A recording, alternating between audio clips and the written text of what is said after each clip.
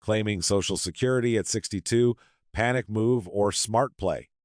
3 couples, same financial advisor, S office, each with $800,000 sitting in their accounts. The advisor pulls out the standard chart, points to the line at age 70, and says, "Wait until here. Biggest check, best outcome, the math is already done." The first couple nods. "Okay, we will wait." The second couple asks, "What if we don't make it to 85? The third couple asks, "What do we live on for those 8 years? 10 years later, 3 completely different endings. The couple who waited until 69, one of them died at 74. The survivor collected spousal benefits, but $200,000 in unclaimed benefits vanished forever. And they had spent their healthiest years still tethered to a work schedule. The couple who claimed at 62 used that income to weather the volatile market without being forced to sell stocks at a loss. Today, their account balance is actually higher than the first couple's. They were hiking in New Zealand in their 60s and are still visiting their grandkids now. The third couple played it differently. The wife claimed at 62 to generate cash flow. The husband waited until 70, then died at 81. She inherited his maximum survivor benefit, and for the next 9 years collected 30% more per year than if both had waited until 70. Same starting point, 3 different outcomes. Which raises the question, why does every financial expert tell you to wait until 70, when 61% of Americans claim before their full retirement age, and only 10% actually make it to 70? Are millions of people just bad at math? Or is the wait until 70 advice built on a set of assumptions that don't survive contact with real life? You were sold the wrong product description. Let's clear this up first, because it changes how you see everything. Social Security is not a retirement account. It is not a pile of money with your name on it, sitting in a vault, growing larger. The longer you wait, it is longevity insurance. The contributions you've made your entire career are premiums. It exists to protect you from outliving your money. Once you put on that lens, the whole question shifts. You stop asking, how do I squeeze the maximum out of the government? You start asking, given my health, my financial situation, and the life I actually want, when does it make sense to activate this longevity insurance? You buy fire insurance on your house and pay premiums every year. If the house never burns down, you don't call asking for a refund. The value of insurance isn't getting your money back. It is that it is there when you need it most. Social Security works the exact same way. But here is the critical flip side. Waiting until 70 maximizes protection against one specific risk, living to 95. It completely ignores another risk, dying at 73, leaving $400,000 in unclaimed benefits on the table. Money that could have funded the best years of your life. Both risks are real. Traditional advice only acknowledges one of them. The break-even chart is lying to you. Bigger check, so waiting is worth it. This logic sounds airtight until you notice the absurd assumption hiding inside it. A discount rate of 0. Standard break-even analysis assumes that $1 in your pocket today is worth exactly the same as $1 30 years from now. Money doesn't work that way. Time doesn't work that way. Your own gut already knows this. Let's run the real numbers. Claim at 62 and you start collecting immediately. Wait until 70 and your check is bigger, but you missed 8 years of payments.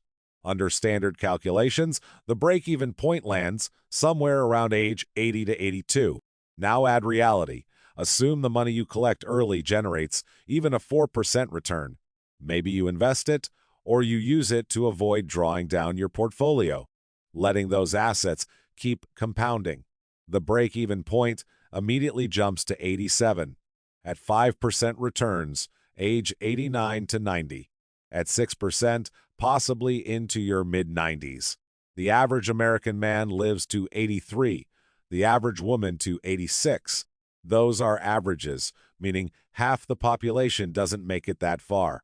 If your retirement strategy is a bet that you'll outlive the statistical average and survive past the break-even point, you're making a one-sided wager with your own later years. Win the bet, you collect a little extra. Lose it. Say you are gone at 75 and you spent your healthiest years working or drawing down your portfolio, and that bigger check only cashed out for 5 years. That is not optimization. That is a losing gamble. The silent killer nobody puts on the chart. Even if you are convinced you are in great shape and fully expect to hit 90, there is another problem nobody draws on that chart. It is called sequence of returns risk, and it is retirement planning's invisible killer. Here is exactly how it works. Say you have a $1 million portfolio and need $90,000 a year to live. You claim Social Security at 62 and receive $2,500 a month. That is $30,000 a year, so you only need to pull $60,000 from your portfolio. But if you wait until 70, you are drawing the full $90,000 from your investments every single year for 8 years. That means $240,000 that should have kept compounding gets sold off piece by piece. Now, imagine the market crashes in year 2 of retirement, just like it did in 2000, 2008, and 2022. You still need $90,000, but the market is down. So you're selling shares at depressed prices. Those shares never come back because you already sold them. The order of your returns matters more than the average return itself. An early retirement downturn combined with large withdrawals does massive damage that a late retirement downturn of the same size simply can't match. Claiming Social Security early puts a buffer between your portfolio and the market. You are drawing $60,000 instead of $90,000. When stocks drop, you're selling less, your portfolio gets room to breathe and recover. Multiple academic studies show that even modestly reducing early withdrawals can dramatically extend how long a portfolio lasts, sometimes by more than the additional Social Security benefit itself would have been worth. Here is the irony. You delay claiming to be safer later, but that very decision may be silently destroying your portfolio earlier. Creating the bigger risk, you optimize the wrong variable. Where the money comes from changes how you spend it. There is something even stranger that nobody puts in a spreadsheet.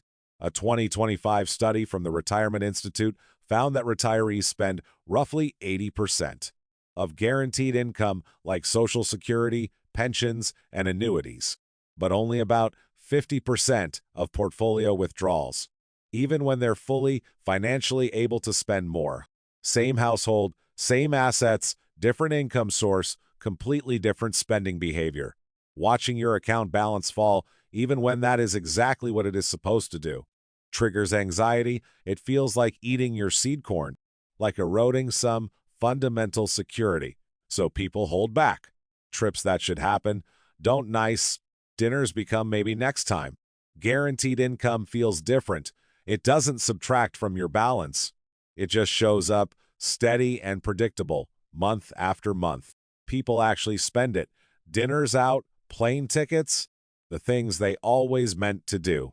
If claiming Social Security at 62 creates a psychological permission structure, making spending feel safe, instead of like raiding a shrinking pile, while your portfolio keeps compounding in the background, that return doesn't fit in a spreadsheet, but it is real. It is the difference between actually enjoying the retirement you spent 40 years building and white-knuckling every withdrawal out of fear. For married couples, this is a team sport. If you're married, Social Security isn't two independent decisions. It is a coordinated strategy because one rule changes everything. When one spouse dies, the survivor keeps the higher of the two checks, and the lower one simply disappears. That means you're not building two income streams. You're building a system that spans two lives and protects the one who is left behind. For most couples, the optimal framework looks like this. Lower earner claims at 62, generates immediate cash flow, protects the portfolio. Higher earner waits until 70, maximizes the benefit, because that becomes the survivor's benefit. Here is a concrete example, adapted from a real case with details changed. A couple in their early 60s, combined portfolio of $1.2 million. Annual spending is $100,000. The husband's Social Security at 70 would be $3,800 a month, and the wife's would be $1,900. Option A, both wait until 70. For 8 years, they pull $100,000 a year from their portfolio.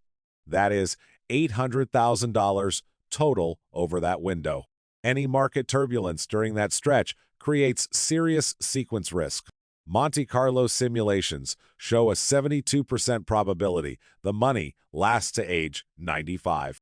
Option B, wife claims at 62, bringing in roughly $1,400 a month immediately, taking pressure off the portfolio while the husband waits until 70. Once his benefit kicks in, annual portfolio withdrawals drop below $50,000. New simulation, 87% probability the money lasts to 95. Higher odds of success, same spending. Freedom to travel in their 60s instead of sweating every market dip. The story has an epilogue. The husband dies suddenly of a heart attack at 75. The wife inherits his $3,800 survivor benefit. During the gap years before his benefit kicked in, the portfolio was barely touched because early claiming had been funding their daily life. She is financially comfortable, no crisis. Under Option A, those 5 years would be spent depleting the portfolio under market pressure. And then he only collected that big check for 5 years, full stop. Claiming at 62 isn't surrender. Now, I need to say something important. Everything I've laid out, portfolio protection, spousal coordination, the psychological permission structure, all of it assumes you have flexibility, that you're choosing between several decent options. Not everyone has that freedom.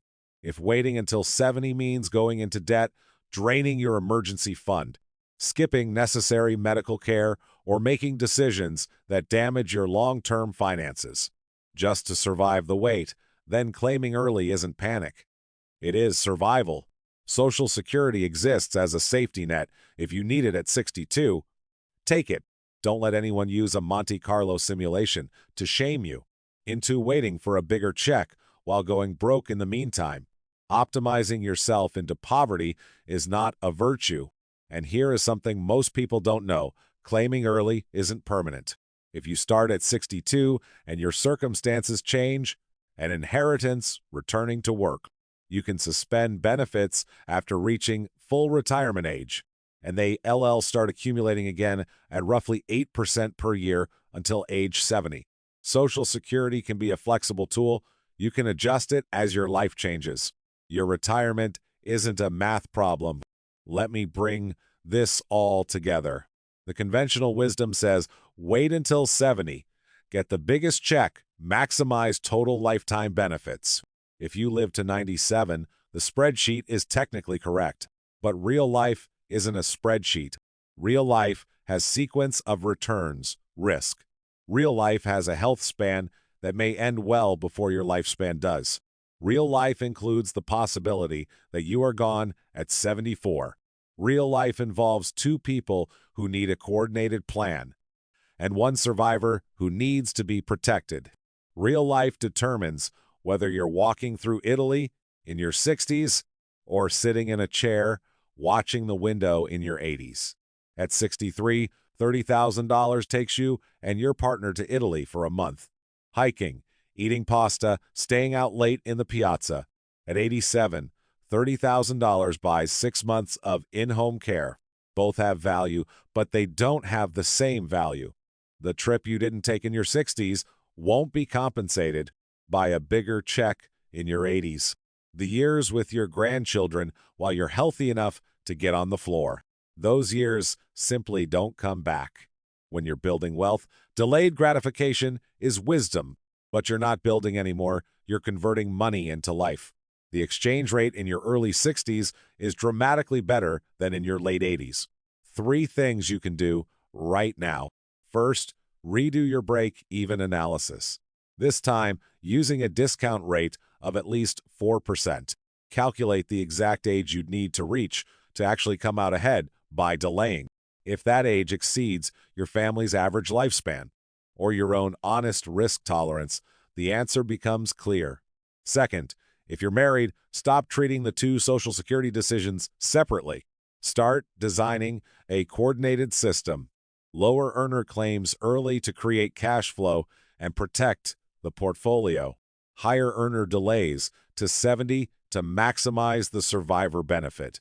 Run your specific numbers, but this framework applies to most couples. Third, take an honest look at your own spending psychology. If you're someone who mentally agonizes over every portfolio withdrawal, even when you're financially fine, then establishing a guaranteed income floor through early Social Security might be what actually lets you enjoy 40 years of accumulated savings. What your plan says and what you actually do are 2 different things, and only one of them matters. The people obsessing over optimization models, running simulation after simulation, trying to squeeze out an extra 2%, are still waiting.